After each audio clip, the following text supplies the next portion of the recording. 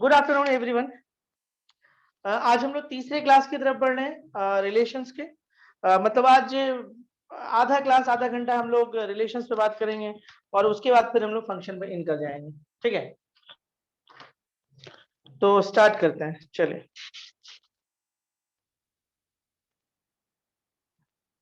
एक क्वेश्चन लेते हैं। क्वेश्चन है late n be the set of all natural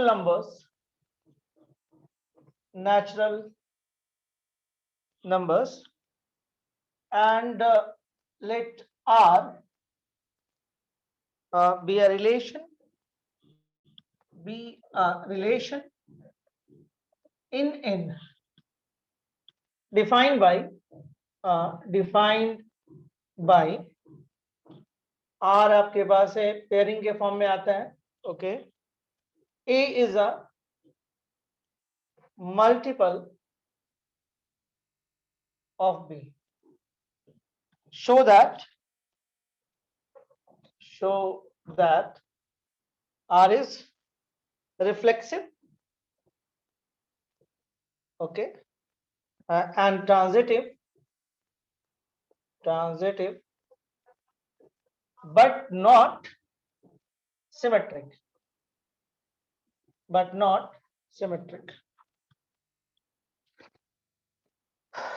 ये एक क्वेश्चन है ना। Show that R is reflexive and transitive but not symmetric. देखिए, एक क्वेश्चन हम लोग बिल्कुल इसी टाइप का किए थे और वो क्वेश्चन था हमारा क्या, वो क्वेश्चन था फैक्टर पे। A is a factor of B और ये क्वेश्चन क्या है, A is a multiple of B. बस एक छोटा सा डिफरेंसेस है बस। ओके, बस इसको हम लोग को समझना, मतलब हम लोग को एग्जाम्स में गड़बड़ नहीं करना है कि मल्टीपल्स क्या होता है और फैक्टर क्या होता है। तो प्रूफ करना है कि show that R is reflexive and transitive but not symmetric. तो चलिए, और सेट किस चीज का, नेचुरल नंबर का। N be the set of all natural numbers and let R be relation in N. और जो रिलेशन है हमारा वो इन पे, मतलब relation is a subset of N cross N. ये सब तो आप लोग को आता है। और रिलेशन कैसा है, पेयर के फॉर्म में रहता है और A is a multiple of B. वही लोग रिलेशन में रह सकता है जो A is a multiple of B रहेगा। तो चलिए हम स्टार्ट करते हैं सबसे पहले फॉर रिफ्लेक्सिव के लिए। रिफ्लेक्सिव बोला है ना, आर इज रिफ्लेक्सिव, तो स्टार्ट करेंगे हम रिफ्लेक्सिव पे ही। रिफ्लेक्सिव में हम लोग क्या करते हैं, एक फॉर रिफ्लेक्सिव सॉल्यूशन में आते हैं। फॉर रिफ्लेक्सिव एक हम उठाते हैं एलिमेंट, एक आर्बिट्री एलिमेंट उठाते हैं अपने सेट से। सेट किसका है, नेचुरल नंबर का है। तो वहां से एक आर्बिट्री एलिमेंट हम उठाते हैं। हम लोग को मालूम है कि ए को हम लोग इस तरह से लिख सकते थे, ए इंटू 1। ठीक है, तो ये बता रहा है कि shows that A is a, ठीक है, मल्टीपल ऑफ ए। फैक्टर में वही होता है, अगर मान ली कोई 6 नंबर है तो एक नंबर जो होगा वो खुद का फैक्टर होता है। मल्टीपल्स में आप कैसे इस नंबर को ऐसे लिख सकते हैं, ए इंटू 1, मतलब साफ साफ दिख रहा है कि ए जो है खुद का मल्टीपल होता है, मतलब उसमें वो चीज दिखता है आपको। ठीक है, चलिए आगे बढ़ते हैं। आगे बोलता है कि इस बेस पे हम बोल सकते हैं कि ए जो है हमारा बिलोंग आर को करेगा, क्योंकि इसमें वही लोग रह सकता है, मतलब ए जो है वो मल्टीपल ऑफ बी होना चाहिए। तो मतलब यहाँ पे अगर आप रिफ्लेक्सिव में जाते दोनों सेम होता है, तो A is a multiple of A, तो ये रह सकता है ए बिलोंग टू आर और all A belong to natural. तो आर इज रिफ्लेक्सिव, तो इस बेस पे हम बोल सकते हैं कि ये रिफ्लेक्सिव है।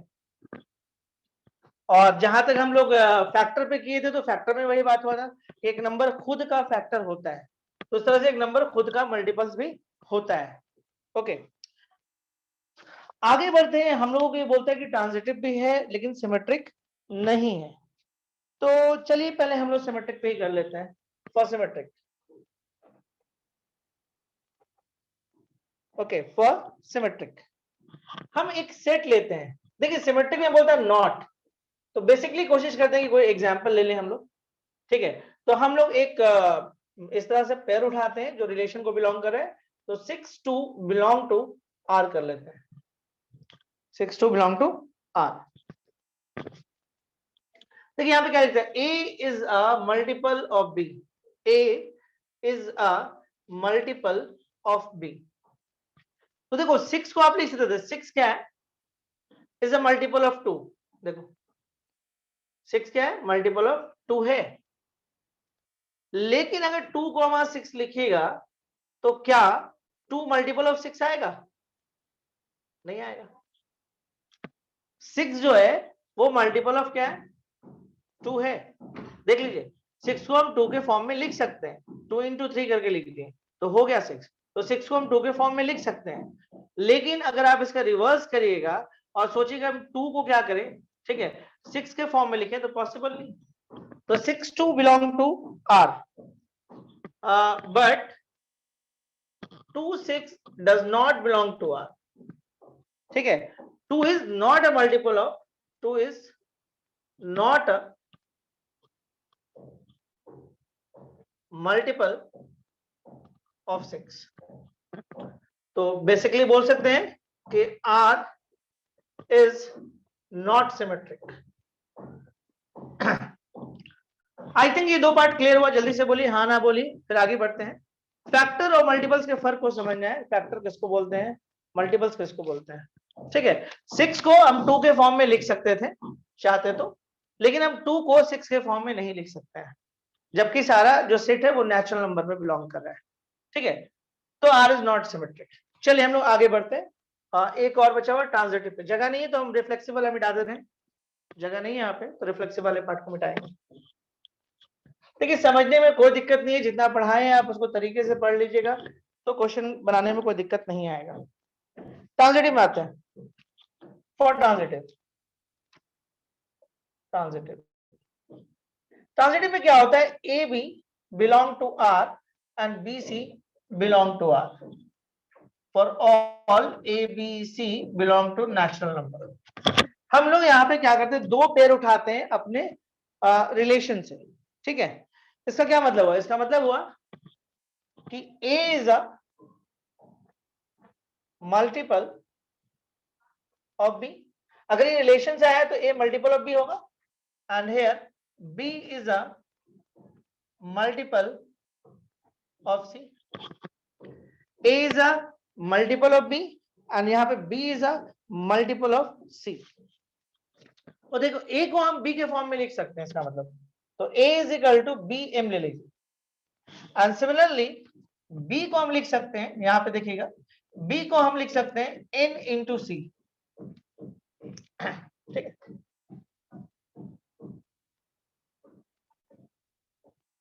B को हम क्या लिख सकते हैं, N इंटू सी।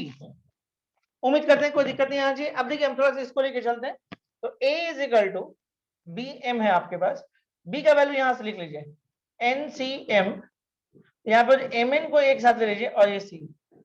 यहाँ पे साफ दिख रहा है कि A is a multiple of C, तो AC belong to R, R is what, transitive. हो गया प्रूफ, यही तो करना था, बहुत सिंपल था। ट्रांजिटिव के लिए क्या किए, दो पेयर को उठाए अपने रिलेशन से, अगर ये रिलेशन से आया है तो इसको होल्ड किया होगा, तो A is a multiple of B होगा, B is a multiple of C होगा। अब यहाँ पे क्या करें, A को हम B के फॉर्म में लिख सकते हैं, A क्या है, B का मल्टीपल है, A क्या है, B का मल्टीपल है, तो B इंटू समथिंग कुछ होगा, B क्या है, C का मल्टीपल है, तो B क्या होगा, C इंटू समथिंग होगा। अब हम इसको लेके चले, B के बदले में कुछ वैल्यू था तो हम यहाँ पुट कर लिए, तो अल्टीमेटली क्या हुआ, A को हम C के फॉर्म में लिख सकते हैं, तो A is a multiple of C। तो फाइनली AC बिलोंग R करेगा, अगर ये होल्ड कर रहा है तो AC बिलोंग R करेगा, तो इस बेस पे बोलेंगे R इज ट्रांजिटिव।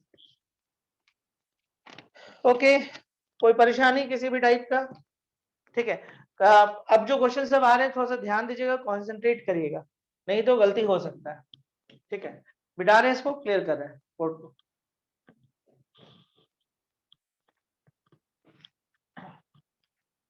टफ नहीं है क्वेश्चन, बस थोड़ा सा समझना है।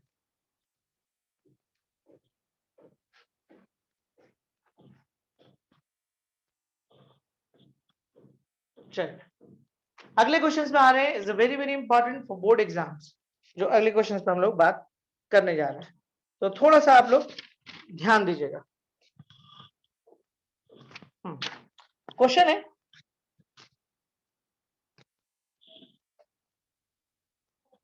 let n be the set of all natural numbers and let R be a relation on n cross n defined by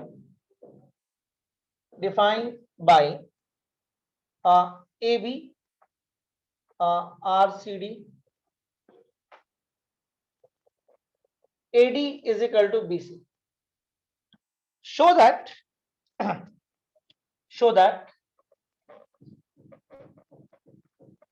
R is an, सबसे ज्यादा एग्जाम में पूछने वाला क्वेश्चन ये दिखता है इस एक्सरसाइज से।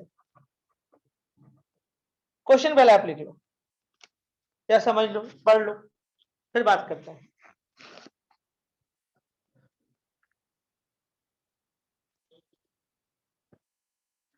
इन क्या है? इन आपको सेट है किसका? नेचुरल नंबर का। N with the set of all natural numbers. Let R be relation on N cross N. देखिए पहले लाइन को थोड़ा सा क्लियर करते हैं, ठीक है? ये सब लिखना नहीं होता एग्जाम में, बस समझने के लिए लिख रहे हैं। R be relation on N cross N, मतलब आर जो रिलेशन है किस पर है? इन क्रॉस इन पे। इसका मतलब समझ में आया कि relation is a subset of N cross N cross N cross N है। इस बार ये लाइन क्लियर हुआ कि नहीं? पहले इसे समझाने के लिए फिलहाल लिख रहे हैं।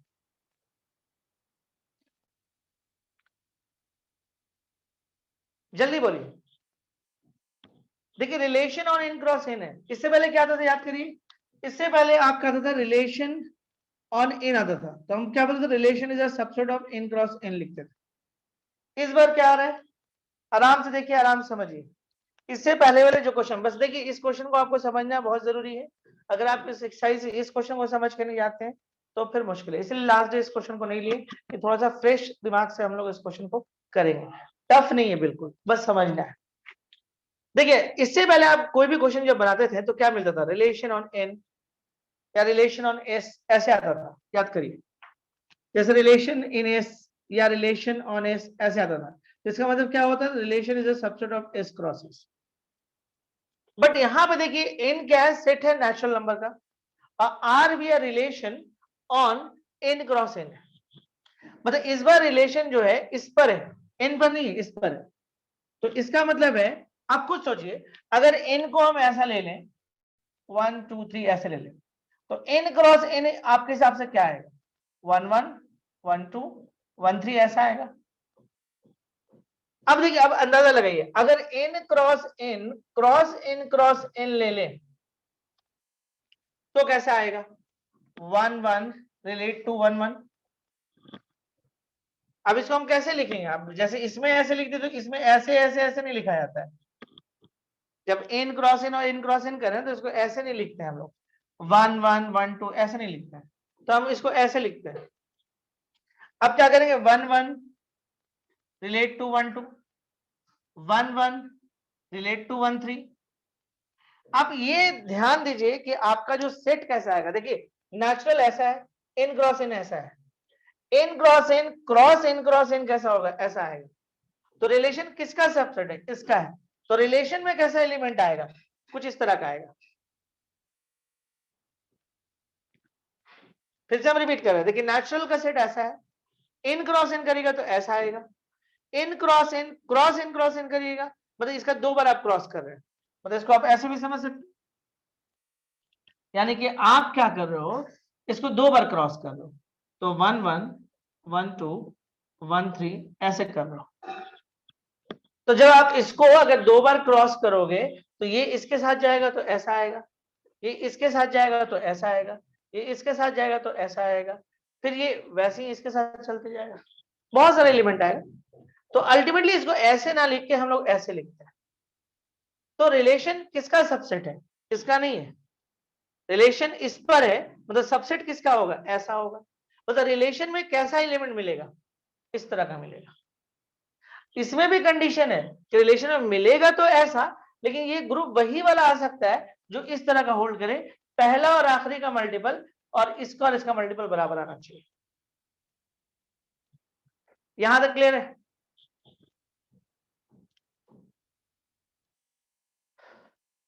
जल्दी बोलिए।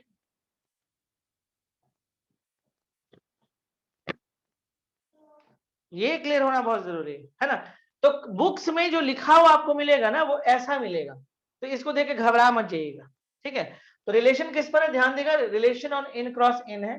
तो इन क्रॉस इन का मतलब हुआ कि रिलेशन हमारा इस पर होगा। Relation is a subset of, relation is a subset of N cross N cross N cross N. मतलब रिलेशन में जो एलिमेंट दिखेगा वो इसके इस सेट का सबसेट होगा, इस तरह का सेट का, ठीक है। तो इसमें इस तरह का एलिमेंट रिलेशन में आएगा। उसमें भी एक शर्त दिया गया है कि आएगा तो ऐसा वाला, ऐसा ही वाला आएगा, लेकिन शर्त दिया गया कि इसमें वही वाला इस तरह का रह सकता है जो आपको ये चीज होल्ड करे। जैसे आप इसमें देखो 1 इंटू 2 2, देखो पहला और आखिरी को मल्टीप्लाई करो 2 आएगा, और इसको मल्टीप्लाई करो तो 1 आएगा। तो यहाँ पे क्या बोला, एडीबीसी के बराबर होना चाहिए। तो ये बात श्योर हो गया कि ये वाला जो एलिमेंट है ना वो रिलेशन के अंदर नहीं मिलेगा, पक्का। क्या ये वाला मिलेगा, नहीं मिलेगा। 1 इंटू 3 3 हो गया, 1 इंटू 1 ये भी नहीं मिलेगा, ठीक है। तो ये सब रिलेशन के अंदर नहीं आ पाएगा, क्योंकि रिलेशन में वही आएगा जो इसको होल्ड करेगा, मतलब इनके मल्टीपल्स को, मतलब AD is equal to BC को होल्ड करेगा। तो आपसे बोला कि शो करिए कि आपका इक्विवेलेंस रिलेशन होना चाहिए, show R is an equivalence relation. चलिए आगे बढ़ने से पहले हम एक और बात करेंगे। आगे इसको मिटा देते हैं, ये लिखा नहीं आता, सिर्फ समझाने के लिए था। अब पहले हम रिफ्लेक्सिव पे बात करते हैं। अक्सर बच्चों के दिमाग में ये बैठा रहता है कि रिफ्लेक्सिव हम किसको बोलते हैं, इसको सेम से। बट यहां पे अगर हम ये दिखा दें कि ये इसको कर रहा है, तो ये रिफ्लेक्सिव का एग्जांपल है कि नहीं, पहला क्वेश्चन जल्दी बोलिए। या ये हो गया 1 और ये हो गया 2, बोलिए रिफ्लेक्सिव का एग्जांपल कौन है, पहला है या दूसरा है?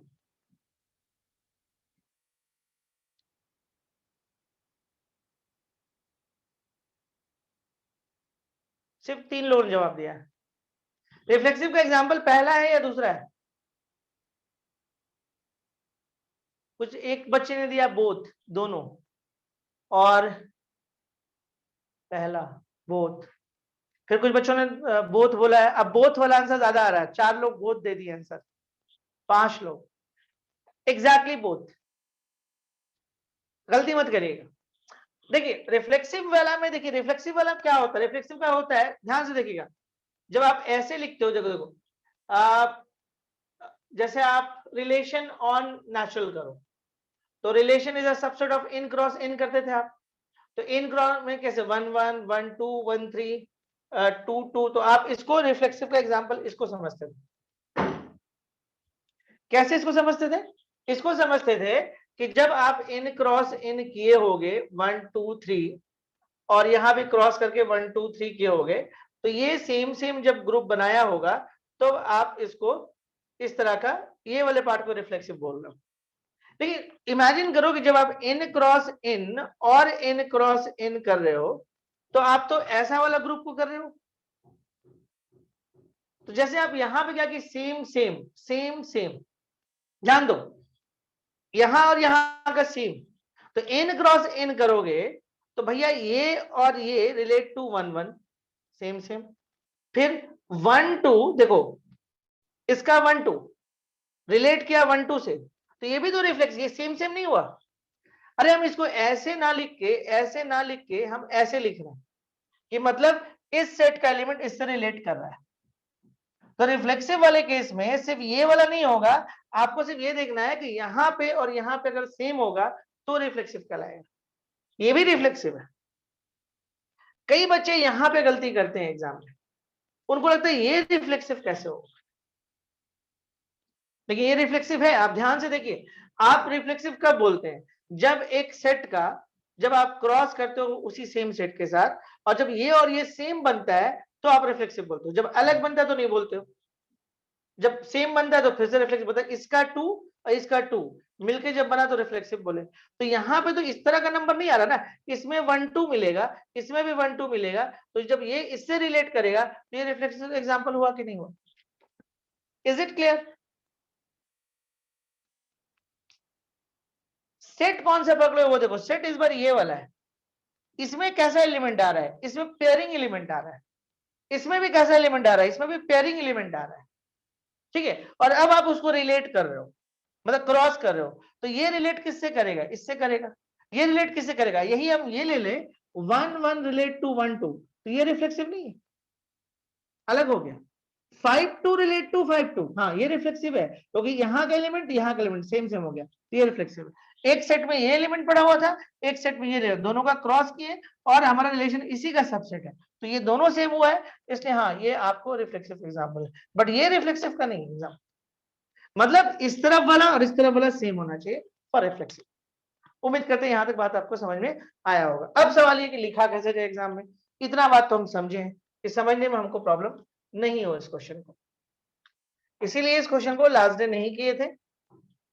एक तो थोड़ा सा टाइम भी मांगता है ये क्वेश्चन। ओके चलिए इसको लिखेंगे कैसे। सबसे पहले आते हैं फॉर रिफ्लेक्सिव। बुक्स में थोड़ा सा अलग लिखा हुआ मिल जाता है, तो उससे कोई दिक्कत नहीं है ना। हम लोग एक एलिमेंट उठाते हैं, एक एलिमेंट उठाएंगे लाइक ए बी। कहां से उठेगा ये, आपके अपने सेट से। अपना सेट कौन है इस बार, एन क्रॉस एन। देखिए सेट हम ये क्यों उठाए, क्योंकि रिलेशन किस पर है, रिलेशन आपका है एन क्रॉस एन पे, तो मेरा सेट ये है, ठीक है। रिलेशन मेरा एन क्रॉस एन पे, जैसे हम लोग पहले क्या करते थे याद करिए, रिफ्लेक्सिव में ए बिलोंग टू नेचुरल उठाते थे, क्यों, क्योंकि ये मेरा सेट होता था और यहां से एक आर्बिट्री उठाते थे हम लोग, ठीक है। अब देखिए यहां पे हम बोल सकते हैं ओके, यहां से उठाएं, यहां से बोल सकते हैं कि A B relate to A B, ठीक है। क्यों, सिंस देखिए पहला वाला को आप इधर कर लीजिए ए बी एंड दूसरा वाला को कर लीजिए बी। क्या बोला, पहला और चौथा एंड दूसरा तीसरा ब्रांच चाहिए। तो यहाँ पे देखिए हम ये सेट लिए, तो ये मिलेगा हमको, क्यों मिलेगा, क्योंकि A B is equal to B, मतलब हम पहला और चौथा की और दूसरा और तीसरा की।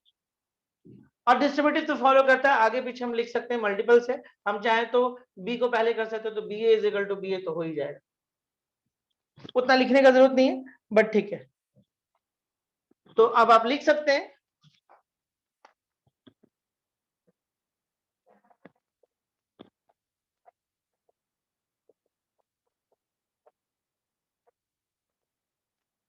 आर इज रिफ्लेक्सिव, लिख सकते हैं for A B belong to N cross N.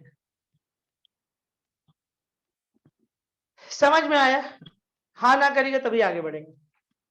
देखिए रिफ्लेक्सिव में हम एक एलिमेंट उठाए, हमेशा यही करते थे, तो इससे पहले जो एलिमेंट हमको इस तरह से मिलता था, ऐसा सिंगल एलिमेंट, लेकिन इस बार सेट इस पर है, कहां गया, इस बार सेट इस पर है, तो हम यहां से एक एलिमेंट, कई बार देखिए बुक्स में ये नहीं लिखता है, बुक्स में नहीं, आर लिख देता है, कोई दिक्कत नहीं है, आप आर भी लिख सकते हैं और ये लिख सकते हैं, ये हम जो सिस्टम में जा रहे हैं उसी सिस्टम को फॉलो किए। तो हम एक एलिमेंट को अपने सेट से उठाएंगे, अब ये रिलेट इससे करेगा, क्यों, क्योंकि ये इसको होल्ड कर रहा है, ये जो भी दिया है इसको होल्ड कर रहा है, तो ये इसको रिलेट करेगा, तो हम बोल सकते हैं इतना फॉर ऑल ए बी इतना, तो आर इज रिफ्लेक्सिव, सिंपल। आप चाहो तो इतना लिखने के बाद ये लाइन नहीं भी लिख के सिर्फ डायरेक्ट लिख सकते हो, कोई दिक्कत नहीं। अब आते हैं हम लोग फॉर सिमेट्रिक, फॉर सिमेट्रिक।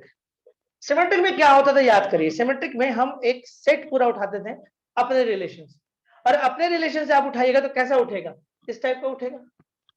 तो इसका मतलब है कि A B relate to C D, ये कहां से लेकर आए, ठीक है, यहां। थोड़ा सा लिखने में अजीब लगता है ये वाला, इसलिए बुक्स जल्दी इसको नहीं लिखता है, ठीक है। आप लिखिएगा तो भी कोई दिक्कत नहीं है, और नहीं लिखिएगा तब भी कोई दिक्कत नहीं।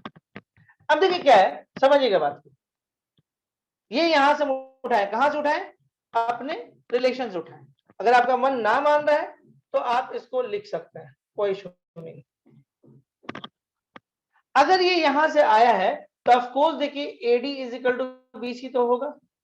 देखिए आपको करना क्या, ध्यान दीजिएगा, आपको करना है फाइनली ये दिखाना है, यही ना होता था, याद करिए सिमेट्रिक में ए बी अगर है तो बी ए दिखाना था। तो इस बार अगर आपको ये दिया हुआ है तो इसका रिवर्स दिखाना चाहिए। तो रिवर्स कब होगा, जब सी बी बराबर होगा डी ए के, ठीक है, जब सी बी बराबर होगा डी ए के, कोई दिक्कत नहीं है, इसको हम ऐसे लिख सकते हैं, बी मल्टीपल है, किसी को भी आगे पीछे कर सकते हैं। अब मेरे को सी पहले चाहिए बी बाद में चाहिए, तो मल्टीपल है तो चलेगा, डी पहले चाहिए ए, कुछ नहीं मल्टीपल्स था। तो अगर ये चीज होल्ड कर रहा है तो हम इसको ऐसे लिख सकते हैं, ठीक है। तो इस बेस में हम बोल सकते हैं कि आर इज सिमेट्रिक। देखिए हम फिर से रिपीट कर रहे हैं, सिमेट्रिक में करते क्या थे, एक हम लोग उठाते थे पेयर कहां से, अपने रिलेशन से। तो रिलेशन में इस बार कैसा पेयर बन रहा है, इस तरह का बन रहा है। तो अगर हम इसको उठा रहे हैं तो मतलब ये होल्ड कर रहा है, इसका मतलब कि ये चीज होल्ड करेगा। अब हमको इसका रिवर्स चाहिए, उल्टा चाहिए, ये पहले और ये बाद में चाहिए। तो हम रफ में लिख लिए कि अगर ऐसा वाला लाना है तो हमको क्या चाहिए, तो पहला और लास्ट और दूसरा और तीसरा का मल्टीपल ये वाला चाहिए, ठीक है। तो हम लोग देखेंगे तो मल्टीपल है तो हम किसी को भी आगे पीछे लिख सकते हैं, तो हम बीसी को इधर लिख लिए, एडी को उस तरफ लिख लिए।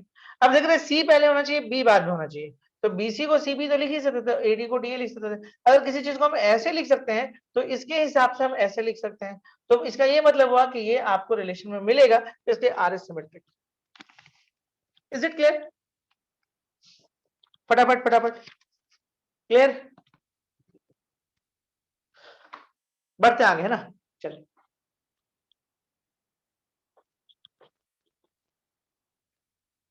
ओके, अगला हमारे पास आता है ट्रांजिटिव के लिए, फॉर ट्रांजिटिव, फॉर ट्रांजिटिव आसान है ये भी, A B relate to C D and C D relate to E F. देखिए बड़ा सिंपल है कि ये आप कहां से उठा के ला रहे हैं, अपने रिलेशन से। आपको नहीं अच्छा लग रहा है तो इन cross N cross N cross इन दे सकते हैं, नहीं भी दीजिएगा तो चलेगा, जनरली बुक में नहीं देता है, ये थोड़ा सा बड़ा लगता है लेकिन।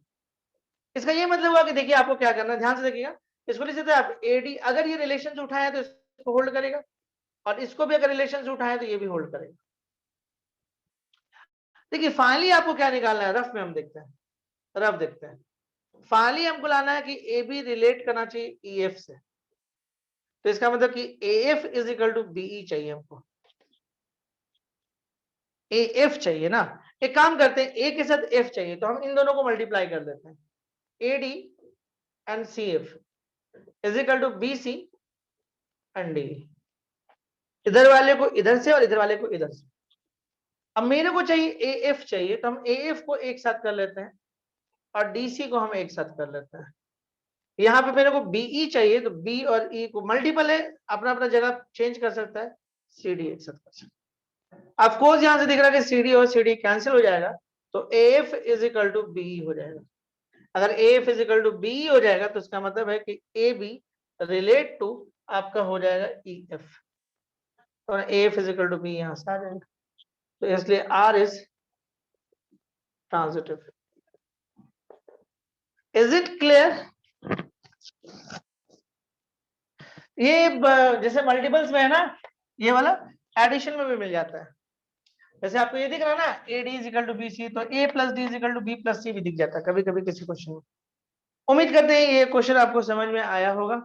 कितने लोगों को ये क्वेश्चन पहले से आता था, जल्दी से बताइए, तो बहुत टफ तो था नहीं। चलिए अगले क्वेश्चन में बढ़ते हैं, मैसेज ही नहीं करता है लोग। नेक्स्ट क्वेश्चन, डर खत्म हो रहा है, रिलेशन फंक्शन का डर खत्म हो रहा है।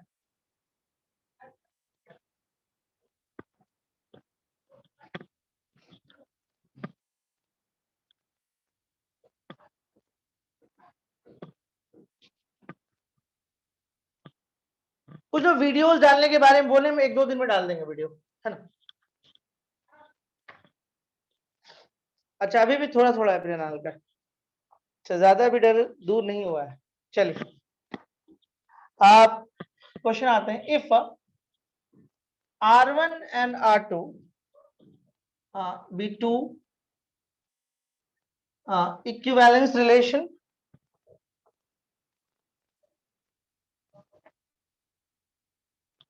on a set A, prove that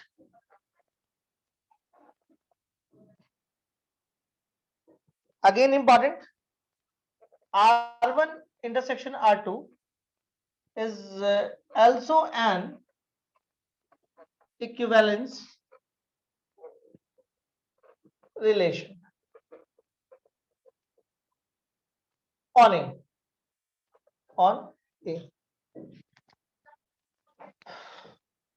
Again important question, R1 and R2 be two equivalence relations on a set A, prove that R1 intersection R2 is also an equivalence relation on A. हम इस question को पढ़ने से पहले हम ये मान के चलते हैं कि आप लोगों को इंटरसेक्शन तो समझ में आता है। मतलब अगर मान लीजिए कोई सेट आपके पास दिया हुआ है 1 2 3 और एक सेट दे दिया है 3 4 5, ठीक है, तो ए इंटरसेक्शन बी का मतलब हुआ कि वो एलिमेंट इसके अंदर मौजूद होगा जो दोनों में कॉमन होगा। इसका मतलब ये होता है।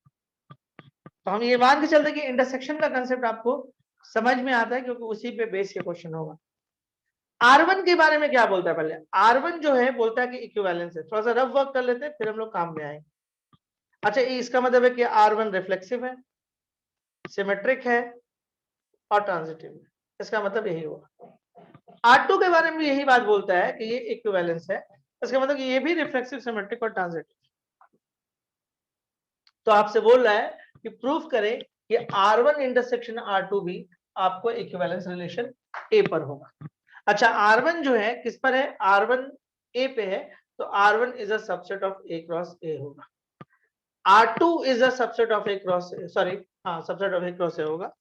और ऑफ कोर्स देखिए एक बात समझिएगा, हम इसको थोड़ा लैंग्वेज में लिखेंगे। R1 and R2 be two equivalence relation on a set A. R1 और R2 दो इक्विवेलेंस रिलेशन है किस पर? सेट ए पर। मतलब 100% R1 is a subset of A cross A and R2 is a subset of A cross A। Proof करें कि R1 intersection R2 भी जो है इक्विवेलेंस रिलेशन होगा। ठीक है, ओके। अब ध्यान दीजिए, एक चीज नोटिस करिए, R1 कहां से बना है? A क्रॉस A से। R2 कहां से बना है? A क्रॉस A से। तो R1 इंटरसेक्शन R2 में कौन सा एलिमेंट रहता है? अब जैसे मान लीजिए कोई एक सेट इस तरह का ले लें, 1 2 3 4 5 6 7 8 ऐसा सेट ले लें। तो ए कहां से बना है? ए बना है एस से, बी बना है कहां से? एस से। तो भाई इंटरसेक्शन में क्या होता है? इन दोनों का इंटरसेक्शन मतलब दोनों का कॉमन पार्ट। तो जब ये पूरा एस से बना है, ये भी एस से बना है और ये इंटरसेक्शन में इन दोनों से मिलकर बना है, तो इसके मतलब इन दोनों का कॉमन पार्ट है, मतलब ये एलिमेंट भी एसी में मिलेगा। तो इसका ये मतलब हुआ कि R1 अगर इससे बना है, R1 का सारा एलिमेंट इसमें मिलेगा क्योंकि इसका सबसेट है। R2 का सारा एलिमेंट इसमें मिलेगा। तो इसका मतलब कि इंटरसेक्शन का मतलब क्या हुआ? दोनों का कॉमन। तो जब इसका सारा एलिमेंट इसमें है, इसका भी सारा एलिमेंट इसमें है, तो ऑफ कोर्स इसका जो कॉमन वाला एलिमेंट होगा वो भी तो आपका इसी में, एक क्रॉस यही में होगा। तो ये बात तो हम लोगों को पता चल गया कि ये जो हमारा है वो इसका सारा, ये जो है सबसेट है वो इसका है।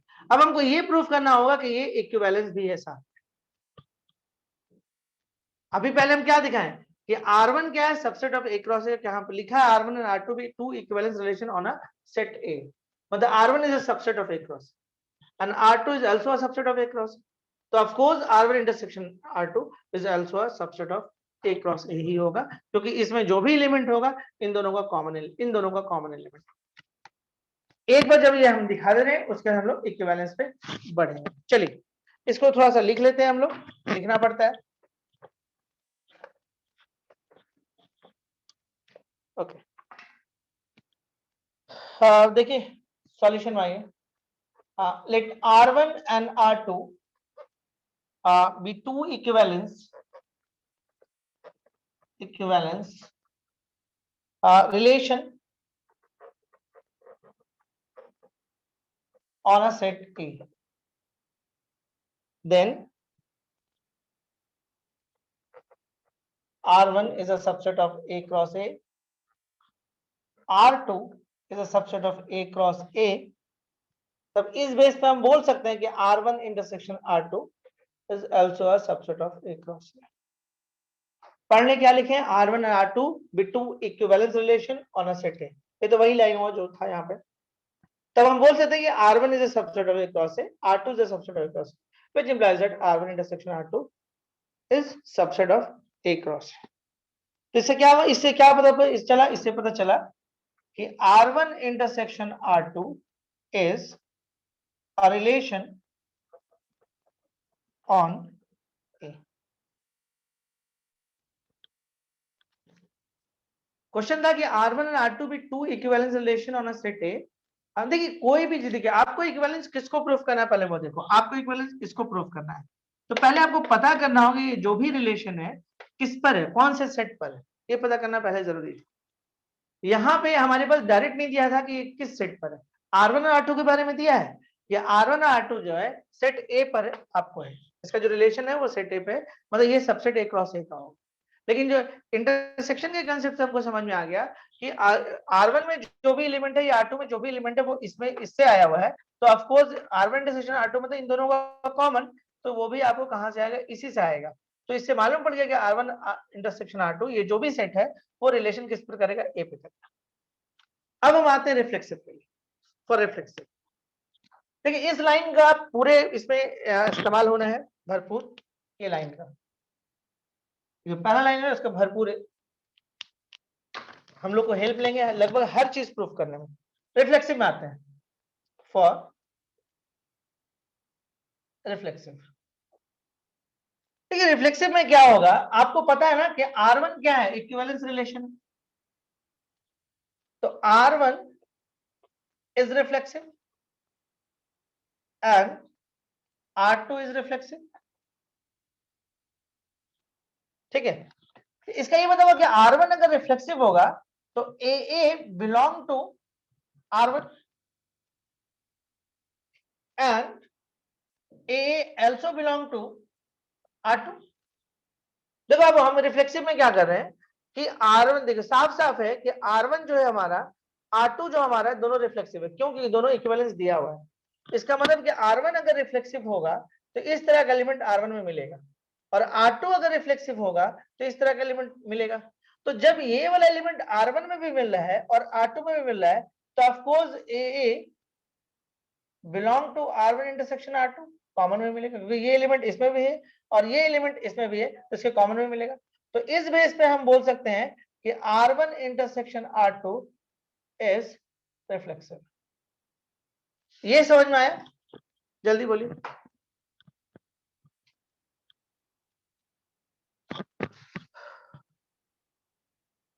ठीक है, क्योंकि अगर ये देखिए R1 रिफ्लेक्सिव है, R2 रिफ्लेक्सिव है, ये दिया हुआ गिवन है, हम अपने से नहीं कुछ बोल रहे हैं, ये गिवन दिया है, रिफ्लेक्सिव है. ध्यान दीजिए बाबू. इक्विवेलेंस रिलेशन का मतलब क्या होता है, अगर किसी रिलेशन को हम इक्विवेलेंस बोल देते हैं इसका मतलब कि वो रिफ्लेक्सिव भी है, सिमेट्रिक भी है और ट्रांजिटिव भी है. देखिए ये जितना भी प्रूविंग होगा ना हम लोग R1 और R2 के हेल्प से करेंगे. इसका जो भी प्रूविंग है वो हम R1 R2 के हेल्प लेंगे प्रूव करने में, क्योंकि इसके बारे में कोई बात नहीं किया गया है. इंडिविजुअली R1 इंटरसेक्शन R2 के बारे में कोई बात नहीं है. जो भी पूरे क्वेश्चन में बात किया गया R1 के बारे में बात हुआ, R2 के बारे में बात किया. अब ये एक रिलेशन है तो सबसे पहले हमको ये पता करना था कि ये कहां से आया है, किसका सबसेट है. तो इसके लिए पहले ये वाला काम किए कि R1 and R2 be two equivalence relation होना सेट है. तो R1 is a subset of A cross A, क्योंकि यहाँ पे दिया था, and R2 is also a subset of A cross A, तो which implies that R1 intersection R2 is a subset of A cross A. तो एक बार पता चल गया कि R1 intersection R2 on A है. अब रिफ्लेक्सिव में है तो हम लोग को पहले से पता है कि हमारा जो R1 R2 इक्विवेलेंस है, इसका मतलब वो रिफ्लेक्सिव भी है. तो अगर R1 इक्विवेलेंस है तो रिफ्लेक्सिव तो है. तो कोई भी रिलेशन रिफ्लेक्सिव कब होता है, जब इस तरह के एलिमेंट उसमें आने लगता है. तो A बिलोंग R1 करेगा, ऑफ कोर्स रिफ्लेक्सिव है तो, और R2 भी रिफ्लेक्सिव बोल रहा है तो A बिलोंग R2 भी करेगा. ठीक है, आप यहां थोड़ा और बढ़ा सकते हैं. for all A belong to a set. अब अगर ये R1 को बिलोंग कर रहा है, ये भी R2 को बिलोंग कर रहा है, तो of course R1 intersection R2 में कौन सा एलिमेंट होता है? इन दोनों का कॉमन। ये तो दोनों जगह मौजूद है, तो R1 इंटरसेक्शन R2 में भी ये मिलेगा। तो R1 इंटरसेक्शन R2 में भी अगर इस तरह का कोई एलिमेंट मिल रहा है, ठीक है, for all A belong to A, तो इसका मतलब है कि ये आपका रिफ्लेक्सिव होगा। अब समझ में आया? कुछ बच्चों ने तो पहली बार बोल दिया था हाँ समझ में आ गया, कुछ लोगों ने नहीं बोला था। अभी क्लियर है?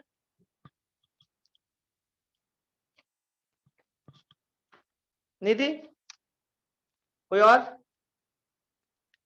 चलिए अगले इसमें आते हैं, देखिए सिमेट्रिक में आते हैं। सिमेट्रिक, सिमेट्रिक याद करिए हम लोग करते क्या थे, याद करिए सिमेट्रिक हम लोग क्या करते थे। सिमेट्रिक हम लोग करते थे, ध्यान दीजिएगा, बहुत आसान है।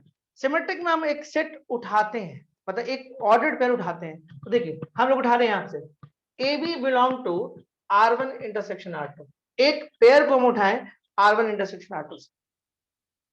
अच्छा अब देखिए, तो अगर हम इसको R1 इंटरसेक्शन R2 से उठा रहे हैं, ठीक है, तो आप इस बात से सहमत हैं कि A B belong to R1 and A B belong to R2? ये लाइन क्लियर है?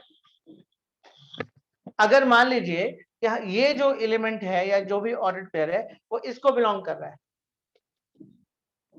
तो ऑफ कोर्स ये R1 को भी बिलोंग करेगा और R2 को भी बिलोंग करेगा, क्योंकि ये दोनों जगह मौजूद होगा। यहां तक क्लियर है?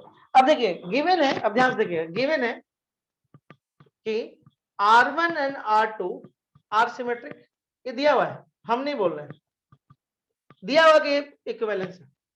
अगर R1 और R2 सिमेट्रिक है तो इसका मतलब है कि बी ए बिलोंग R1 करेगा and B A belong R2 करेगा।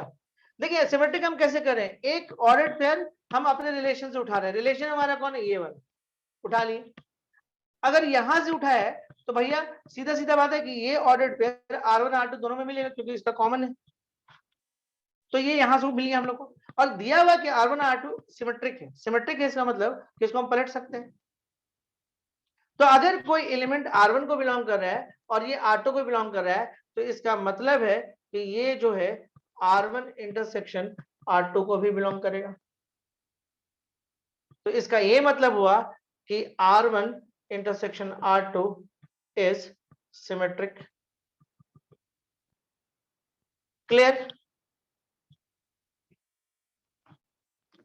फिर से रिपीट कर रहे हैं, देखिए हम एक ऑर्डर्ड पेयर को उठाएं अपने रिलेशन से, रिलेशन हम किसको चेक कर रहे हैं, R1 R2 को नहीं चेक कर रहे हैं, वो ऑलरेडी इक्विवेलेंस दिया हुआ है, हम चेक इसको कर रहे हैं। तो एक ऑर्डर्ड पेयर हम अपने सेट से उठाएं, मतलब अपने रिलेशन से उठाएं। अब देख रहे हैं कि ये जो ऑर्डर्ड पेयर है वो इंटरसेक्शन का पार्ट है, तो ऑफ कोर्स ये R1 और R2 में भी मिलेगा। ठीक है, अब ये R1 और R2 में अगर मिलेगा तो दिया हुआ है कि R1 R2 सिमेट्रिक है, तो अगर ये सिमेट्रिक है तो ये रिवर्स भी R1 R2 में मिला होगा। तो जब रिवर्स मिला होगा, जब ये एलिमेंट R1 में भी है, ये एलिमेंट R2 में भी है, तो इनके कॉमन में भी वो एलिमेंट मिलेगा। तो अगर ये कॉमन में मिलेगा तो यही तो ढूंढ रहे थे कि इसका रिवर्स मिल जाए, तो मिल गया, तो ये सिमेट्रिक हो गया। Is it clear? Is it clear? देखिए बस लैंग्वेज को समझ जाना है। बड़े आगे चलिए, एक और बचा हुआ है, उसको ये मिटाना पड़ेगा यहाँ पे, रिफ्लेक्सिव वाला, क्योंकि जगह नहीं है हम लोग के पास, तो उसको थोड़ा मिटा दें।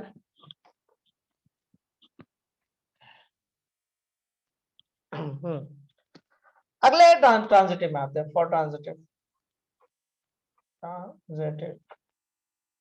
ट्रांजिटिव में देखिए हम लोग दो लेते हैं, ए बी, ठीक है, belong to R1 intersection R2 and B C belong to R1 intersection R2। जैसा कि हम लोग जानते हैं कि ट्रांजिटिव में हम लोग दो ऑर्डर पेयर लेते हैं अपने सेट से, ठीक है। तो देखिए बहुत सिंपल है, थोड़ा सा लंबा होगा लेकिन चलिए हो जाएगा, सेम प्रोसेस में हम लोग को जाना होगा। देखिए अगर ये R1 इंटरसेक्शन R2 में है तो AB belong to R1 and AB belong to R2, okay, and BC belong to R1 and BC belong to R2। अब थोड़ा सा मिलाते हैं अब हम ऐसे लिख सकते हैं कि AB belong to R1 and BC belong to R1। मतलब हम लोग क्या करें, R1 वाला को सब साथ कर ले रहे हैं, ए बी बिलोंग, देखिए सिंपल से बात है कि अगर ये ordered pair R1 intersection R2 में है तो ऑफकोर्स वो R1 R2 में मिलेगा। अगर ये ordered pair R1 intersection R2 में है तो ये R1 R2 में मिलेगा। तो हम लोग क्या किए कि ए बी R1 में मिल रहा है और साथ में BC भी R1 में मिल रहा है। ठीक है, यहां पर आइए, एंड ए बी आपको R2 में मिल रहा है और साथ में ये भी R2 में मिल रहा है। अच्छा, हम लोग को पता है कि R1 and R2 are what, transitive. R1 और R2 क्या है, ट्रांजिटिव है क्योंकि इक्विवेलेंस दिया हुआ है। तो ए बी बिलोंग R1 करेगा, BC भी बिलोंग R1 करेगा, तो ऑफकोर्स AC भी बिलोंग R1 करेगा एंड AC भी बिलोंग करेगा R2 को। देखिए ये R1 को बिलोंग कर रहा है, ये भी R1 को बिलोंग कर रहा है और हमको पता है कि R1 ट्रांजिटिव है, तो इसका मतलब कि AC भी तब बिलोंग R1 को करेगा। सिमिलरली ए बी बिलोंग R2 को कर रहा है, BC भी बिलोंग R2 को कर रहा है और ये ट्रांजिटिव है, तो इसका मतलब कि AC भी बिलोंग R2 को करेगा। अगर ये दोनों, ये AC R1 में भी है और ये AC R2 में है, तो of course AC belong to R1 intersection R2। इस बेस से बोल सकते हैं कि R is transitive. Is it clear? Sorry,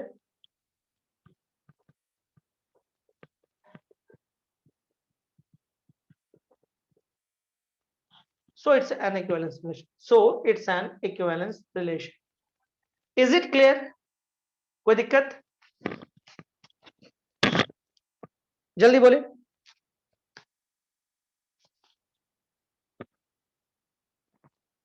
हाँ ना, चलिए हम मान के चलते हैं ये क्वेश्चन आपको ठीक से समझ में आया। जो क्वेश्चंस आज आए हैं वो सारा इंपॉर्टेंट था, तीनों को तीनों इंपॉर्टेंट था, 3 क्वेश्चन किए। एक कंसेप्ट हम लोग को और बात करना है, वो है इक्विवेलेंस क्लासेस। इक्विवेलेंस क्लासेस के ऊपर भी हम लोग बात थोड़ा कर लें। 53 मिनट हो गया, हमको लगा नहीं था कि इतना टाइम लगेगा, लेकिन क्वेश्चंस आप देख रहे हैं कि किस टाइप का था, थोड़ा समझाना था इसमें, बहुत प्लेन क्वेश्चन नहीं था, थोड़ा टाइम लग गया। चलिए कोई बात नहीं, ऐसे ही 2-3 क्लास और लगेगा आपको इसके लिए फंक्शन में।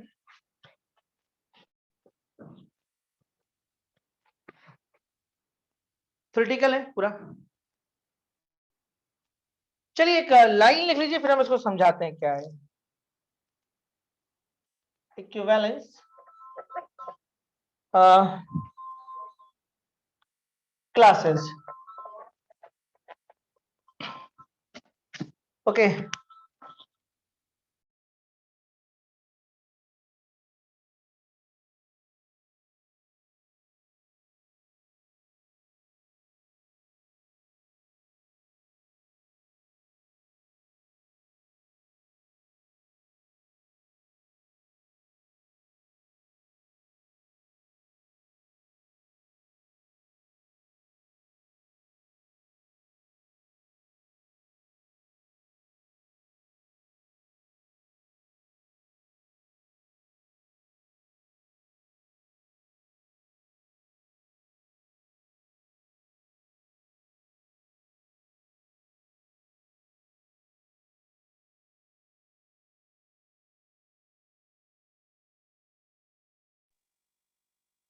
ओके चलिए इक्विवेलेंस क्लासेस में आते हैं कि let R be an equivalence relation in a set A. लिख लीजिए, हम समझा देते हैं। In a set A and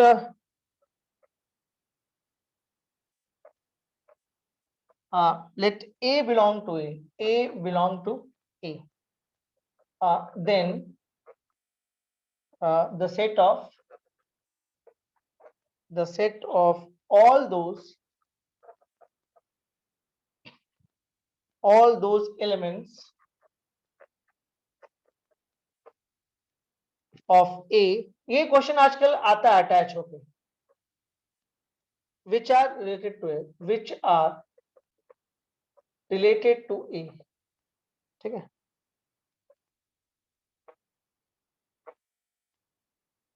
is called is called the equivalence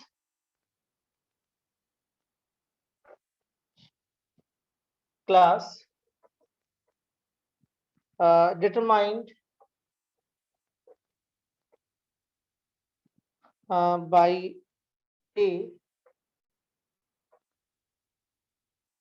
and it is denoted by, and it is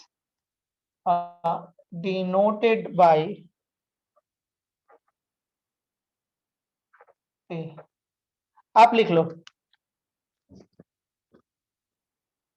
इसको हम मिटा देंगे, सिर्फ आप इसको लिख लो, फोटो खींच लो, जो भी फिर हम समझाते हैं ये है क्या बोला। B belong to A, AB belong to R, ठीक है, ये आपका है।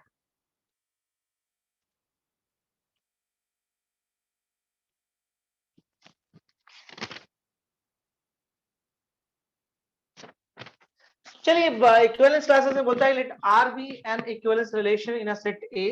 ये लाइन तो हम समझते हैं, इसमें कोई दिक्कत नहीं हम लोग समझिएगा बात।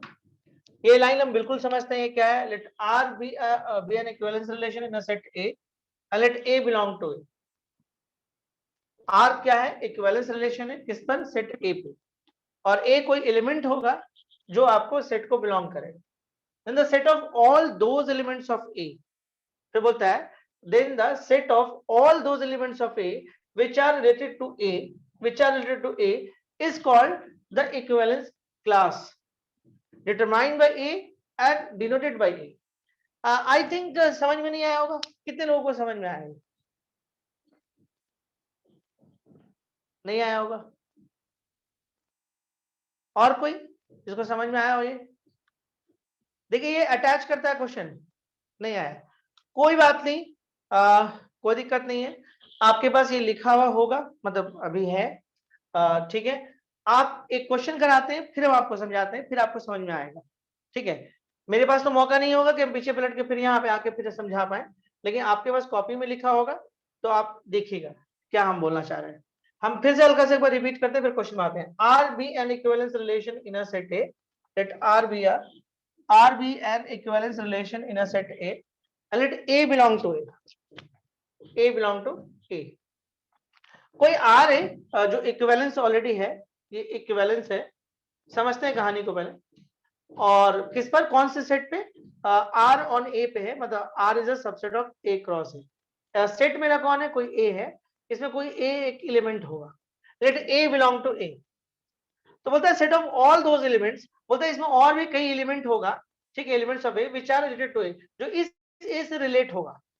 अब किस तरह से रिलेट होगा आगे हम लोग को पता चलेगा, ठीक है। फिर से हम रिपीट करते हैं, set of all those elements, वो सब बहुत सारे एलिमेंट होगा, इसमें कुछ ऐसा एलिमेंट होगा जो इस ए से रिलेट होगा। The set of all those elements of A which are related to A is called the equivalence class. ये तो फिर सिंबल है, छोड़ दीजिए, उसको हम बाद में देख लेंगे। थोड़ा पहले से बेहतर हुए आप, थोड़ा पहले से बेहतर हुआ कि ये जो स्मॉल ए दिख रहा है वो इस सेट का पार्ट है, और कुछ ऐसा एलिमेंट होगा जो इससे रिलेट करेगा, उसी को हम लोग इक्विवेलेंस क्लास बोलते हैं। थोड़ा थोड़ा हल्का सा समझ में आया, पहले से थोड़ा बेहतर हुआ होगा, ठीक है। चलिए अब पूरा समझने के लिए हम लोग को एक क्वेश्चन बनाना पड़ेगा, तब हम लोग को समझ में आएगा कहानी, ठीक है। हम इसको दोबारा इसे रिपीट किए कि जब हम इसको समझाना चाहेंगे तो ये स्टेटमेंट मेरे पास अवेलेबल नहीं होगा, ठीक है, उस टाइम या तो हमको फिर से लिखना पड़ेगा या नहीं रहेगा। तो आपको इसलिए हम 2 बार समझाएं कि आपको वो बात समझ में आ जाए जब वहां पे हम कुछ बोलना चाहेंगे तो। देखिए यहां तक तो कोई बात था ही नहीं कि आर एक इक्विवेलेंस रिलेशन है सेट ए पे, तो R is a subset of A cross A, और जो ये स्मॉल ए दिख रहा है वो किसी सेट को बिलोंग करेगा। तो बोलता है कि कुछ और भी एलिमेंट उस सेट में है जो इससे रिलेट करेगा, उसी को हम लोग इक्विवेलेंस क्लास बोलते हैं। तो देखा जाए आखिर में ये कहानी क्या है, ये अटैच करता है क्वेश्चन में, ठीक है। क्वेश्चन आजकल अटैच कर देता है कि इक्विवेलेंस क्लास निकालिए 2 का 5 का, कोई नंबर दे देगा 3 का इक्विवेलेंस क्लास निकालिए, ऐसे दे देता है। तो चलिए एक क्वेश्चन करते हैं फिर हम बात करते हैं। ओके, जैसे एक सेट दे रहा है, सेट बहुत अच्छा प्यारा से दे रहा है, x belong to z, such that कितना, show that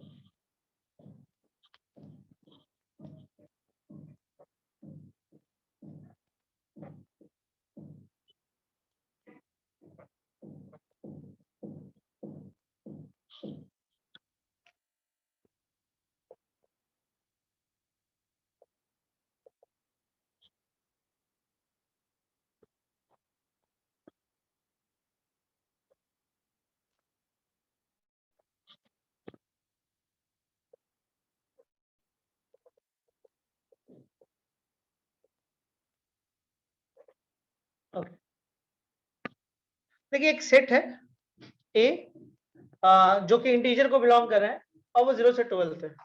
चलिए हम आपके लिए एक सेट लिख ही देते हैं, इसको कुछ खास है नहीं, 0 1 2 3 4 5 6, समझाने में थोड़ा इजी होगा इसलिए लिख दे रहे हैं 10 11 और 12। शो करें कि ये आपका इक्विवेलेंस है, मतलब show that is a reflexive symmetric and transitive, इतना ना लिख के इक्विवेलेंस लिखा जा सकता था, ठीक है। अब find the set of elements related to 1।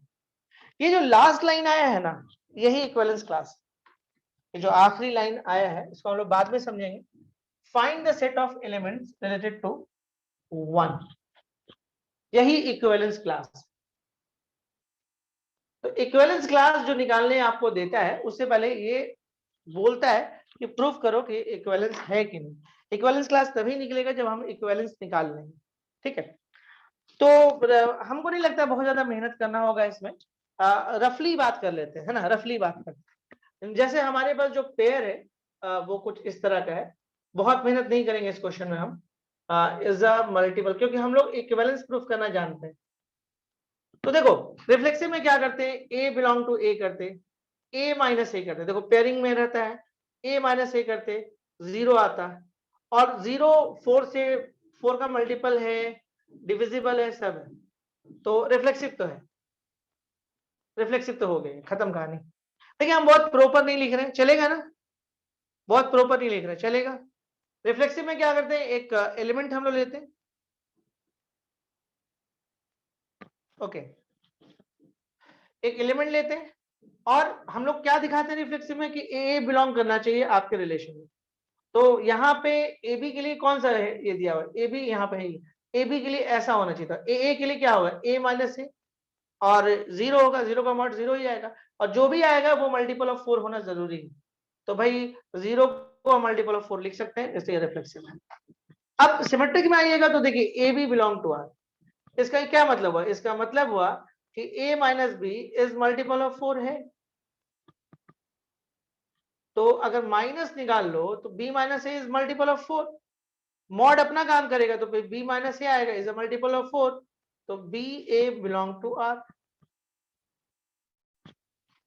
देखिए a भी बिलोंग टू r, ये गिवन है, हम कहां से उठाएं, अपने रिलेशन से उठाएं। तो अगर रिलेशन से उठाया है तो वो ये होल्ड करेगा, ये मल्टीपल ऑफ 4 है, तो यहां से हम माइनस को कॉमन खींच दिए तो b माइनस ए, और मॉड आया, मॉड अपना काम करता है, मॉड का अपना एक प्रॉपर्टी होता है इस तरह से, तो यहाँ पे माइनस यहाँ से खत्म हुआ और फिर यही बचा। अगर हम इस तरह का लिखा हुआ है तो आप ए बी लिखते हैं, तो इस तरह का लिखा हुआ तो बी ए लिखिएगा, तो उस बेस से हम बोल देंगे ये सिमेट्रिक।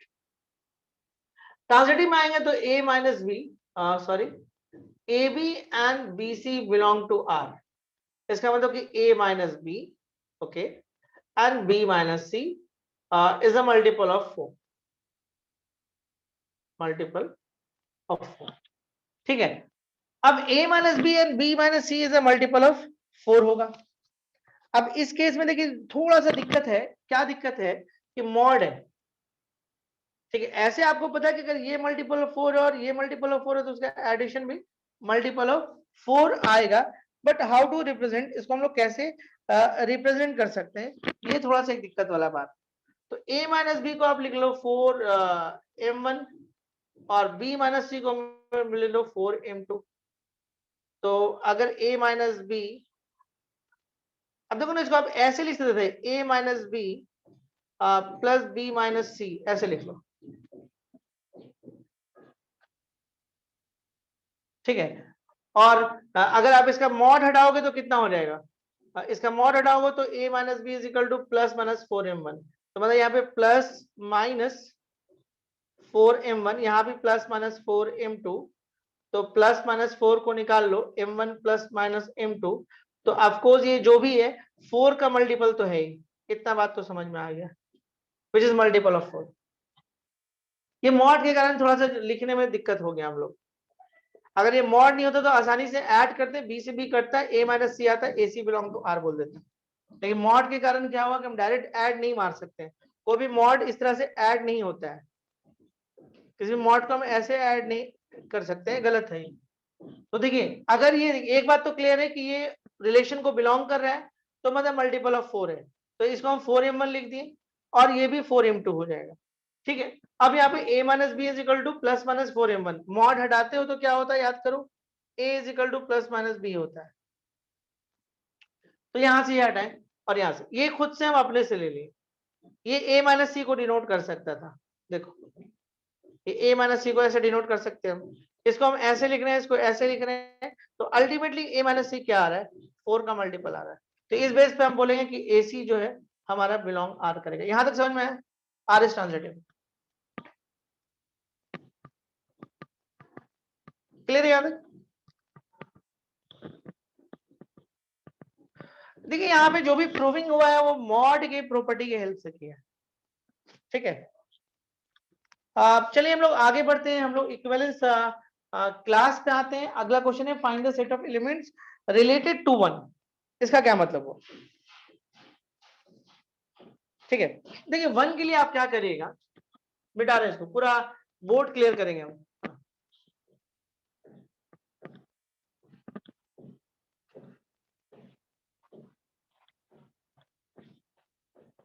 देखिए जो 1 है ना, वो आप एक चीज नोटिस कर रहे हैं कि ये जो 1 है वो सेट को बिलोंग कर रहा है, 1 जो है वो सेट को आपको बिलोंग कर रहा है, तो आपका जो 1 है, ध्यान दीजिए ये 1 जो है, हम दिखाए थे कि इक्विवेलेंस क्लास को ऐसे लिखते हैं, ये इसको कर रहा है, x belong to a, x relate to 1, यही होता है। देखिए इसका इक्विवेलेंस क्लास निकालना है, तो आपको इसमें से वो एलिमेंट चुनना है, लेना है, ठीक है, इसमें से वो एलिमेंट करना जो इसको रिलेट करता है। रिलेट करने का मतलब है, रिलेट करने का मतलब है कि ये है रिलेट करने का मतलब कि भाई 1 के साथ हम ऐसा क्या रखें कि वो 4 का मल्टीपल बन जाए, ठीक है, 1 के साथ ऐसा हम क्या रखें कि वो 4 का मल्टीपल बन जाए। जैसे आप रख सकते थे, समझिएगा, जैसे आप x belong to a and x minus 1 is a multiple of 4, मतलब a माइनस बी है ना, तो 1 तो श्योर हो गया कि एक 1 आएगा, और यहाँ पे x ले लो जिसके बदले में रखेंगे, और वो मल्टीपल ऑफ 4 निकलना चाहिए, सिंपल सा बात। देखो अगर तुम यहाँ पे 0 रखोगे, ध्यान दो 0 रखोगे तो 0 माइनस 1 यानी कि 1, सिंपली मॉड के कारण, तो ये मल्टीपल ऑफ 4 नहीं आएगा। लेकिन अगर तुम 1 रखते हो तो 1 माइनस 1 0, 1 माइनस 1 0, देखो 1 माइनस 1 0 करो, 0 मल्टीपल ऑफ 4 होता है। अगर तुम यहाँ पे 5 रखते हो तो 5 माइनस 1 4, यानी कि this is a multiple of 4। अगर यहाँ पे तुम 9 रखते हो तो 9 minus 1 8 is a multiple of 4। अब हमको 13 रखना होगा जो कि हमारे पास है नहीं, हम निगेटिव में भी कुछ रख सकते थे, लेकिन अब ऐसा कोई नंबर हमको दिख नहीं रहा है इसके बीच में, जो हम यहाँ पे रखेंगे तो वो मल्टीपल ऑफ 4 निकाल देगा, तो अल्टीमेटली हमारा जो नंबर्स आएगा वो 159 होगा, यही equivalence class. Is it clear, मतलब जिसका इक्विवेलेंस क्लास निकालना होता है, जो हमारे पास ये होल्डिंग है, ये जो है इसके अकॉर्डिंग करना होता है। एक क्वेश्चन हम अभी और करेंगे जिससे और क्लियर होगा। देखिए हमको इसका निकालना था, और हम लोगों को इस सेट में कुछ एलिमेंट ढूंढना पड़ता है, इसी सेट से कुछ एलिमेंट ढूंढना होता है जो इससे रिलेट करता है। इससे रिलेट करता है मतलब इसको होल्ड करता है, जो यहाँ पे प्रॉपर्टी दिया हुआ है। ठीक है, तो x रिलेट टू 1 का मतलब x माइनस 1, मतलब ये वाला मल्टीपल ऑफ 4 होना चाहिए। तो देखिए 1 पुट करिएगा तो 0 आएगा, तो 0 मल्टीपल ऑफ 4, रिजल्ट पे ध्यान रखना है। 5 माइनस 1 4, 5 रखिएगा तो 4 हो जाएगा, मल्टीपल ऑफ 4 होगा। 9 रखिएगा तो 8 होगा, इज अ मल्टीपल ऑफ 4 होगा। Is it clear? यहां तक क्लियर है? जल्दी बोले। अब आप उस हेडिंग को पढ़ सकते हैं जो हम वहां पे छोड़े थे। अब आपको कहानी समझ में आएगा कि किसको हम लोग इक्विवेलेंस क्लास बोलते हैं। एक क्वेश्चन हम इस पर और कराते हैं जिससे आपका थोड़ा सा कंसेप्ट और क्लियर हो। ठीक है, ये जोड़ता ही जोड़ता है एग्जाम में, ये ट्रेंड में आ गया है। मतलब क्वेश्चन ऊपर में देगा कि इक्विवेलेंस प्रूफ करो और उसके बाद आपको इक्विवेलेंस क्लास निकालने के लिए दे देता है, या फिर इसी को कुछ और भी तरीके से क्वेश्चन पूछा जा सकता है। दिखाते हैं। क्वेश्चन है on the set Z of all integers, okay, on the set of all integers, consider the relation,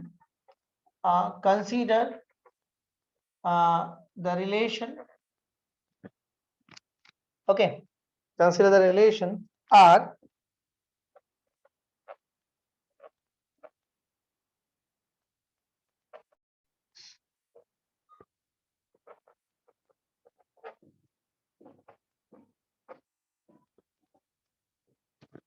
show that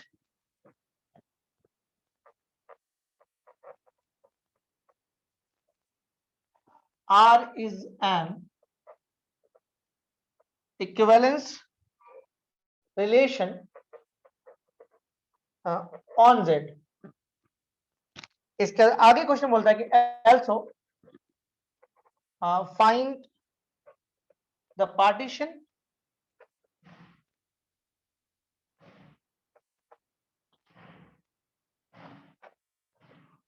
of Z into mutually disjoint equivalence classes. Question इस तरह का भी आ सकता है। हाँ, ओके, इक्विवेलेंस प्रूफ करना छोड़ दे क्या? इक्विवेलेंस प्रूफ नहीं करे ना, जरूरत है? चलो 2 मिनट में कर देंगे। a माइनस बी है तो a बिलोंग करेगा कि a माइनस ए करो तो 0 विच इज डिविजिबल बाय 3, हो गया, कहानी खत्म। अगर a b बिलोंग r करेगा तो a minus B is divisible by 3, तो माइनस a माइनस बी भी डिविजिबल बाय 3 होगा। अगर मान लीजिए 6 डिविजिबल बाय 3 है तो माइनस 6 तो डिविजिबल बाय 3 होता ही है, तो b माइनस ए भी डिविजिबल बाय 3 होगा, तो बी ए बिलोंग भी आर करेगा। अगर A B and B C belong to R, इसका मतलब कि a minus B is divisible by 3 and b minus C is divisible by 3। दो नंबर अगर डिविजिबल बाय 3 है तो उसका एडिशन भी डिविजिबल बाय 3 होगा, तो a minus C is divisible by 3, AC belong to R, so its equivalence, clear यहां तक? हाँ ना बोला करिए, 2-3 बच्चा मैसेज करता है, 40-45 बच्चा पढ़ता है, ऐसा क्यों करते हो बाबू?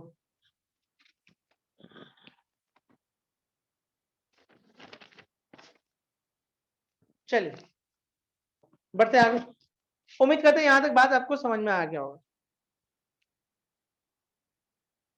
आगे देखिए, आगे क्वेश्चन क्या बोलता है, यहां तक तो कोई दिक्कत नहीं होगा। Show that R is an equivalence relation on Z, हो गया। अब बोलते हैं also find the partitioning of Z, Z को पार्टीशन डालना है कि Z किसका, इंटीजर का सेट, पार्टीशन डालना है जहां पे म्यूचुअली डिसजॉइंट इक्विवेलेंस क्लासेस बने, जहां पे म्यूचुअली एडजॉइंट, ठीक है, sorry mutually disjoint equivalence class बने, म्यूचुअली डिसजॉइंट इक्विवेलेंस क्लास बने। देखिए पहले हम इसको समझा देते हैं पार्टीशन होगा कैसे।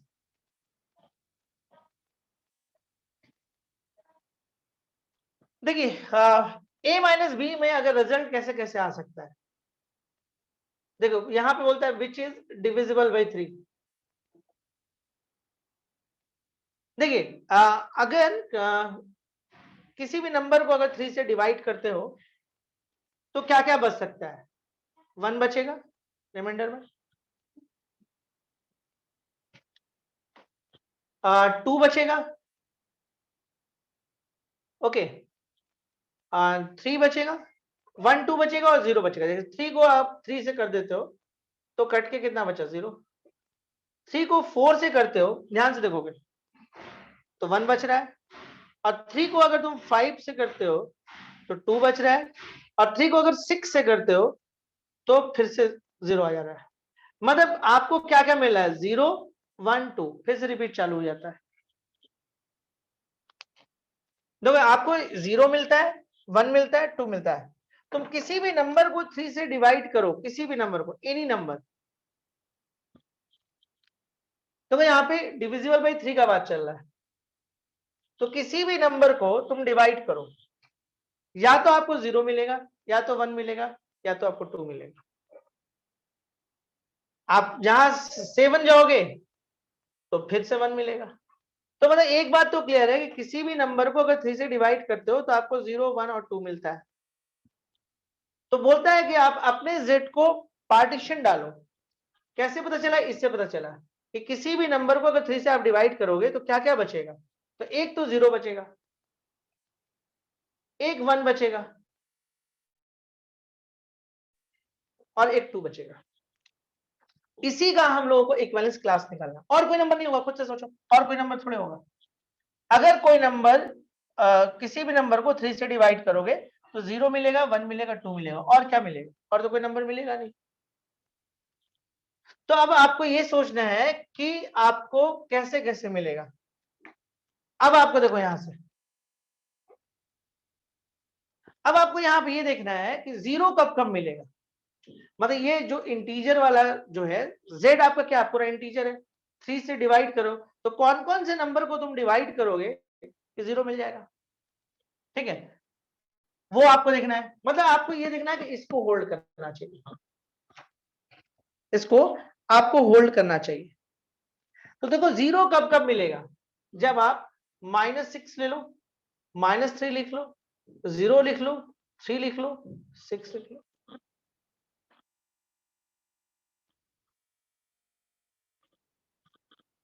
अब ये सोचो कि 1 कब कब मिलेगा, 1 कब कब मिलेगा, कौन कौन सा ऐसा नंबर है जिसको आप डिवाइड करोगे तो आपको यहां पे 1 मिल जाएगा, ये सोचो।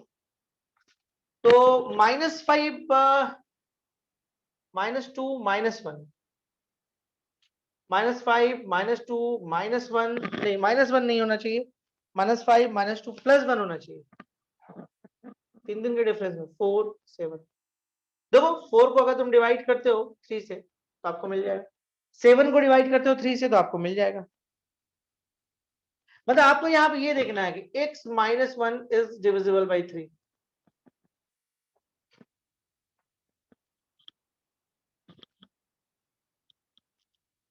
है ना, x-1। देखो अगर तुम -5 यहाँ रखोगे, ध्यान से देखो, -5 यहाँ रखोगे तो -5 और -1 मिलके -6 हो जाएगा, और 3 से डिवाइड करोगे तो आपको वो आ जाएगा। -2 रखोगे तो -2 -1 -3 आ जाएगा, वो हो जाएगा। 1 रखोगे तो 1 -1 0 आ जाएगा, 3 से हो जाएगा। 4 रखोगे तो 4 -1 3, 3 से डिवाइड हो जाएगा। 7 रखो, मतलब आपको ये देखना है कि ऐसा क्या रखें कि डिविजल बाई 3 हो जाए। ठीक है, अगला हम लोग आते हैं, उसके बाद हम लोग को ये देखना होगा कि अगला क्या होगा, -4 होगा। मतलब इस बार देखना है x-2, इसमें देखना है x-1, इसमें देखना है x-0। आप पिछला क्वेश्चन याद करिए, ऐसे ही हम लोग निकाल रहे थे। मतलब आपका ये वाला है, तो आप 0 पे काम करो तो एक नंबर 0 होगा और एक नंबर होगा। अब आपको देखना है कि ये डिविजल बाई 3 कब कब हो सकता है, किस किस x के लिए हो सकता है। ठीक है, उसके बाद फिर आप आइए, उसके फिर आप आइए x-1, ऐसा क्या क्या रखेंगे जिससे डिविजल बाई 3 हो जाएगी। फिर आप आइए x-2, ऐसा क्या क्या रखे, देखो एक तो 2 रखाएगा, 2 - 2 0, तो हो जाएगा। 5 रखो, 5 में भी हो जाएगा, ऐसी नंबर मिलेगा। तो ये जो आ गया वो इक्विवेलेंस क्लास हो गया। और आगे बोलता है find the partition of Z into mutually disjoint equivalence class. देखो आप इन दोनों का अगर इंटरसेक्शन लोगे तो कुछ भी कॉमन नहीं आएगा। तुम इसका इसका देखो, म्यूचुअली डिसजॉइंट का मतलब क्या होता है, इसका इसका तुम इंटरसेक्शन लो, इसका इसका लो, या इसका इसका लो। मतलब अगर 3 सेट आपको दिया हुआ है तो ए और बी का इंटरसेक्शन लो, कुछ भी कॉमन नहीं निकला तो A and B are disjoint. B और सी का लो तो B and C are disjoint. C और ए लो तो C and A are disjoint. तो फाइनली ये हुआ कि एबीसी म्यूचुअली डिसजॉइंट आपका सेट है। कुछ हद तक क्लियर हुआ। एक क्वेश्चन 2014 में पूछा हुआ था, 2014 में आया था, उस क्वेश्चन को हम बोर्ड पे लिख रहे हैं। अब वो आपका होमवर्क है। मृणाल नंबर 6270 क्या है? इस क्वेश्चन का आपको होमवर्क है, सॉल्व है आपको आरएस वाल वगैरह में क्वेश्चन, ठीक है। ये आपको खुद सोचना है इस क्वेश्चन को, ठीक है। क्वेश्चन है आपके पास, let a is equal to 1 2 3 4 5 6 7 8 9 and R be a relation in A cross A defined by AB relate to CD and what A plus D is equal to B plus C for all AB and CD belong to A cross A. Prove that R is an equivalence relation.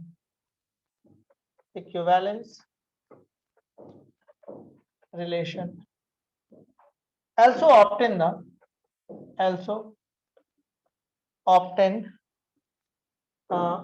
the equivalence class determined by 2,5. Okay, ये question है 2014 में आया हुआ है, solve आपको मिल जाएगा। आपको ये देखना है कि आप कितनी बात को समझें। यहां तक क्लियर है? किसी को कोई दिक्कत? फंक्शन ना टॉपिक इज स्टार्ट किया जाए। 3 क्लास लगेगा यहां से फंक्शन हम लोगों को स्कूल लेवल का फंक्शंस को कंप्लीट करने में। क्या बोलते हैं? हाँ ना, कुछ बोलते ही नहीं लोग। वीडियो देते बना के, वीडियो बना के दे दे, नहीं कुछ बोलिएगा तो ऐसे ही पढ़ना है। मतलब भूखते रहे बोलते रहे, आप लोग कुछ बोलते ही नहीं। एक बच्चा बोला सर कल से 18 तक नो क्लास, 25 से आउट ऑफ स्टेशन है, जो करवाना करवा लीजिए, ठीक है। 3 क्लास कम से कम आप ले लीजिए, 3 क्लास कर लीजिए किसी तरह से। कल नहीं लेते, परसों लेते हैं। हाँ कल नहीं ले रहे, कल छोड़ देते, परसों लेते हैं। अरे मेन से तो दीजिए ना, मेंस आप हर दिन का मेंस थोड़े दीजिएगा। नहीं तो हम 3 दिन का वीडियो बना के दे देते हैं, जब मन हो तो देख लीजिए। अरे बाबा हम पढ़ा देते हैं, वीडियो डाल देंगे, देख लोगे। जो लोग क्लास कर सकते हो कर लो, कल नहीं लेंगे परसों लेंगे, परसों में लेंगे तो रात में लेंगे, ठीक है, दिन में नहीं लेंगे, ठीक है। रात में 7-8 बजे लेंगे। 3 क्लास कर लो, फिर हम आउट ऑफ स्टेशन होंगे, फिर दिक्कत हो जाएगा आपको।